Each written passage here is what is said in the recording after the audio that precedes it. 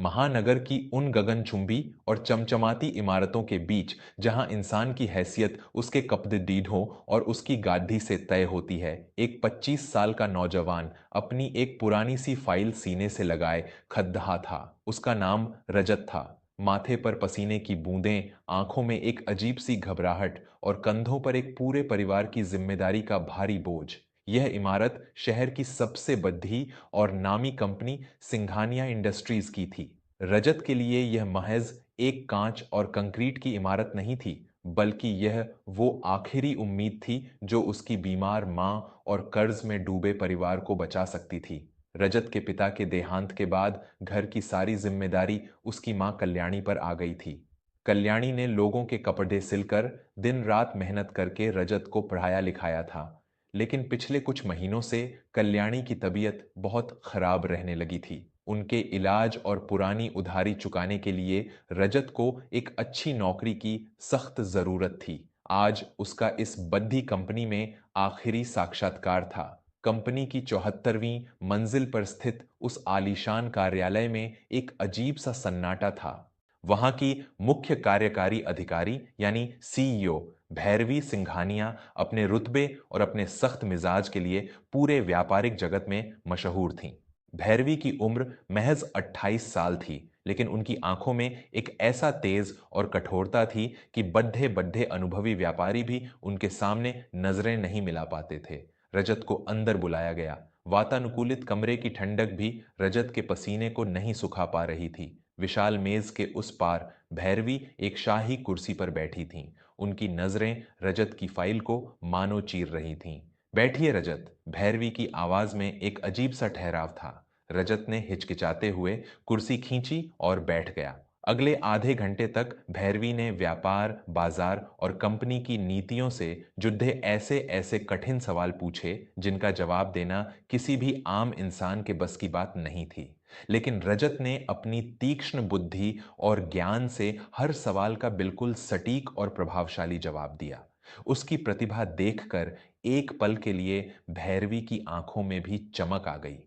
तुम्हारे कागजात और तुम्हारी समझ दोनों ही बहुत बेहतरीन है रजत।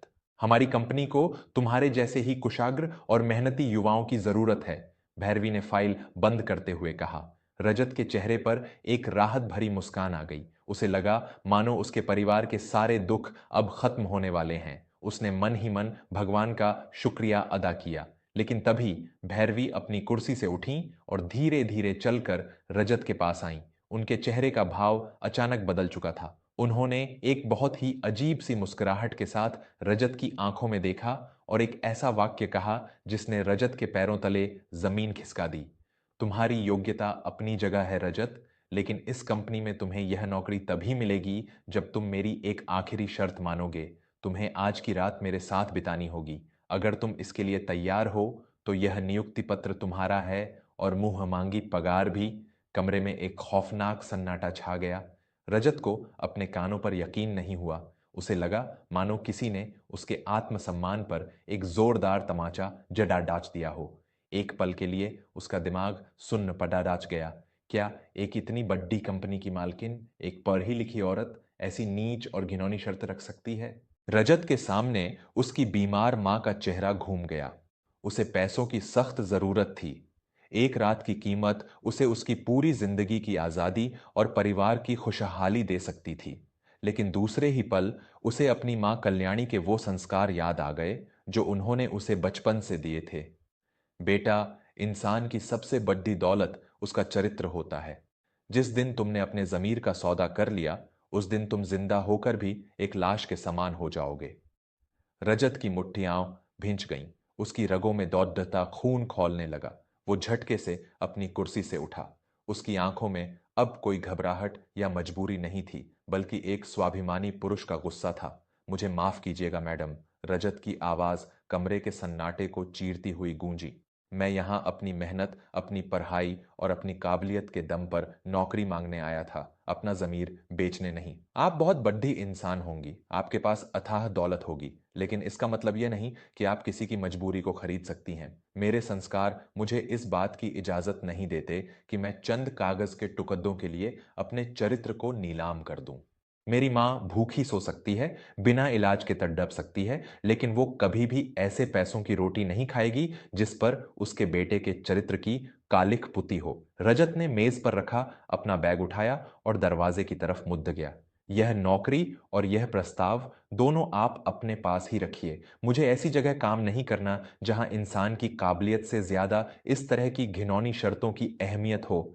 इतना कहकर रजत ने जैसे ही दरवाजे का हैंडल पकड़ धा, पीछे से भैरवी की आवाज आई।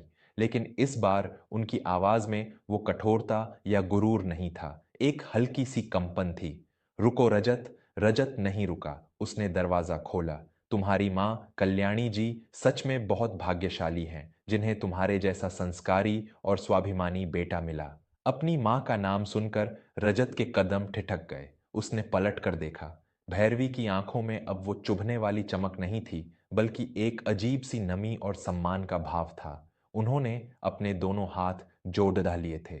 मुझे माफ कर दो रजत। मैंने तुम्हारे आत्मसम्मान को जो ठेस पहुंचाई है, उसके लिए मैं शर्मिंदा हूं। लेकिन मेरी मजबूरी को समझने की कोशिश करो। मैंने तुम्हें जो प्रस्ताव दिया, वो कोई हवस या घमंड का प्रदर्शन नहीं था। वो तुम्हारे चरित्र की एक बहुत ही सख्त परीक्षा थी। रजत भौचक्का रह गया। परीक्षा? कैसी परीक्षा? क्या किसी की मजबूरी का इस तरह भद्दा मजाक उड़ाना आपकी कंपनी की नीति है? भैरवी ने एक गहरी सांस ली और अपनी कुर्सी पर बैठते हुए अपनी आंखें मूंद ली।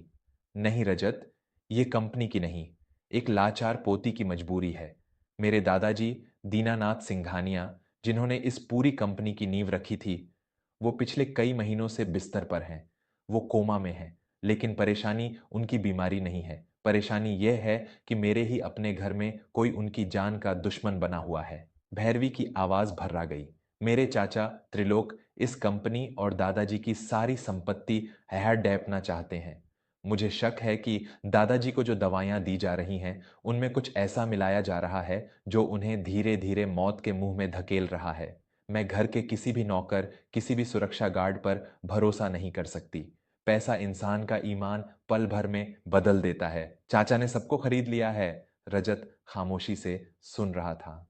उसका गुस्सा अब शांत होने लगा था। मुझे एक ऐसे इंसान की तलाश थी जो बिकता ना हो, जिसका ईमान दौलत और लालच से कहीं ऊपर हो। मैंने पिछले एक हफ्ते में कई लोगों का साक्षात्कार लिया जो बहुत योग्य थे, लेकिन जब मैंने उनके सामने यही शर्त रखी, दौलत और पद का लालच दिया, तो वो सब अपना जमीर बेचने को तैयार हो गए। जो इंसान चंद पैसों या रुतबे के लिए अपने उसूलों से समझौता कर सकता है, वो कल को पैसों के लिए मेरे दादाजी का सौदा भी कर सकता था। लेकिन तुमने मुझे गलत साबित कर दिया। भैरवी ने अपनी नम आंखें साफ कीं और रजत की तरफ पूरी उम्मीद से देखा। जब मैंने कहा कि तुम्हें एक रात मेरे साथ बितानी होगी, तो मेरा मतलब इस कार्यालय या किसी और जगह से नहीं था। मैं चाहती थी कि तुम आज की रात मेरे घर, दादाजी के कमरे के बाहर मेरे साथ बिताओ, एक ढाल बनकर। आज रात वो वैद्य आने वाला है जिसे चाचा ने दादाजी की दवा बदलने के लिए बुलाया है। मुझे उसे रंगे हाथों पकड़ ददाना है। क्या तुम एक रात के लिए मेरे दादाजी की सुरक्षा का जिम्मा उठाओगे रजत?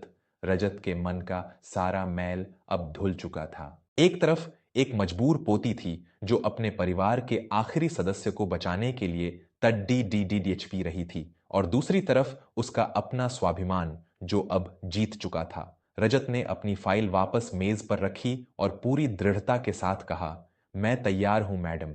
एक लाचार की रक्षा करना भी मेरी मां के दिए हुए संस्कारों का ही हिस्सा है। आज रात आपके दादाजी के कमरे की तरफ कोई आंख उठाकर भी नहीं देख पाएगा। उस रात शहर की सबसे महंगी हवेली सिंघानिया निवास के एक बड्ढे से कमरे में दीनानाथ सिंघानिया बेसुध लेटे थे। कमरे में सिर्फ एक छोटा सा दीपक जल रहा था। भैरवी और रजत दोनों उस कमरे के एक अंधेरे कोने में छिपे हुए थे। रात के लगभग 2 बज रहे थे। हवेली में मुर्दों जैसी शांति थी। तभी कमरे के दरवाजे की कुंडी धीरे से खटकी।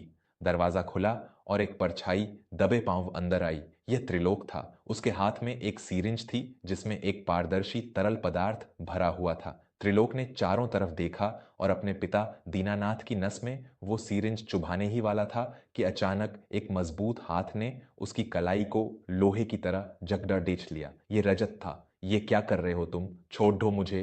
त्रिलोक घबराहट में फुसफुसाया। तभी कमरे की सारी बत्तियां जल उठीं। सामने भैरवी खद्दी थी और उसके साथ पुलिस के कुछ अधिकारी।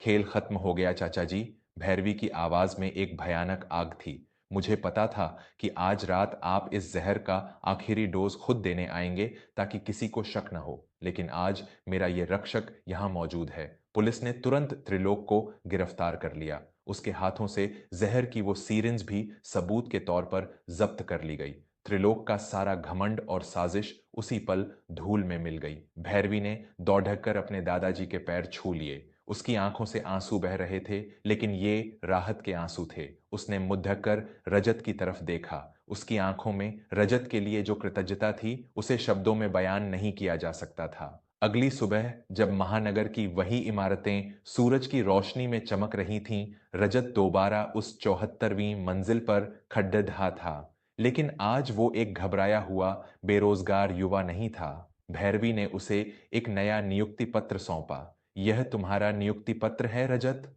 और यह किसी शर्त के आधार पर नहीं, बल्कि तुम्हारे उस अटूट चरित्र और वफादारी का इनाम है जिसने कल रात मेरे परिवार को उजद्दाहने से बचा लिया।